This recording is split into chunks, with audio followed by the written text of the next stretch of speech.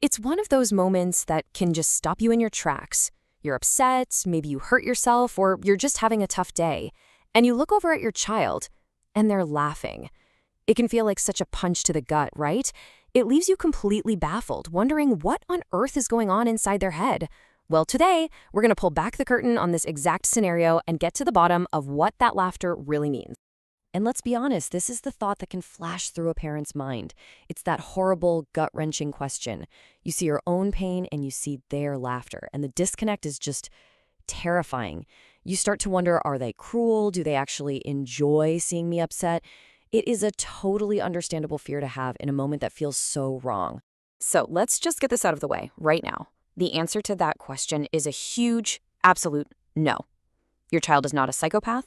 They aren't cruel. What you're seeing has nothing to do with a moral failing or a lack of empathy. It's actually something much more complex, happening deep inside their brain. Okay, so if it's not a character flaw, what is it? Well, the key here is to completely reframe this. We have to stop seeing it as a behavior problem and start seeing it for what it is, a neurological one. There's actually a clinical term for what's happening, and once you get it, this whole situation is going to make a lot more sense. That term is inappropriate affect. And it pretty much means exactly what it sounds like.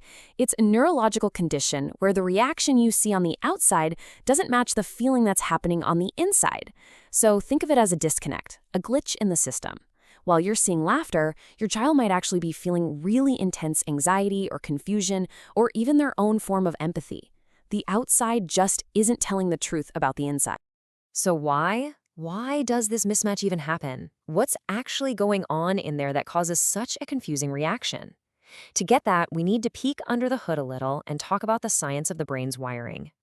The easiest way to picture it is like an old-school telephone switchboard, with all the plugs and wires. Well, in the autistic brain, some of those wires for emotions can just get crossed. A signal that says, "I'm scared," or "this is overwhelming," gets sent out, but it gets plugged into the wrong jack. Instead of leading to a concerned face or tears, it gets routed to laughter. It is a processing error, not a sign of malice. And this neurological mix-up usually happens for two main reasons. The first is a total overload of their nervous system, and the second is having a hard time reading the big picture social context of what's happening. So let's break each of those down. Okay, this is so important to understand. When the brain gets flooded with a really strong emotion, like the fear of seeing a parent get hurt, or just the deep confusion of being at a somber event like a funeral, all that intense energy has to go somewhere. It needs a release valve. For a lot of us, that release valve is tears. But for some kids, especially on the spectrum, the valve that pops open is laughter. It is a panic response, plain and simple, not a joy response. Let's just put them side by side because this makes it super clear. Look at nervous laughter. The cause? Fear, sadness, confusion. Its only job is to get rid of that overwhelming energy. It's a pure panic response. Now look at joyful laughter. The cause is happiness or humor, and its function is to express that good feeling. They might look the same from the outside, but you can see their internal engine is completely different. All right, the second big reason is all about focus. So let's say you fall and you cry out. An autistic child's brain might not process the whole big picture event.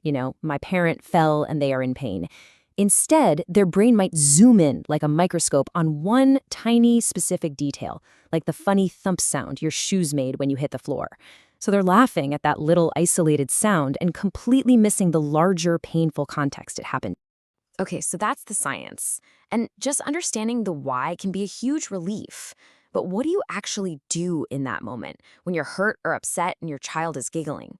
Well, this is where we have to consciously shift gears from our gut reaction, which is to judge, to a much more effective strategy, to translate. Let's think about the typical reaction. It is completely natural to feel hurt and to maybe snap, "Stop laughing, that's not funny." But what does that anger actually accomplish, knowing what we now know about the neurology behind it? Here's the problem. Responding with anger is literally like pouring gasoline on a fire.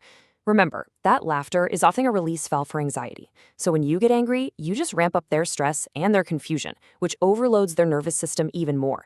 And what happens then? They need to release that new anxiety, which can make them laugh even more. It's a vicious cycle.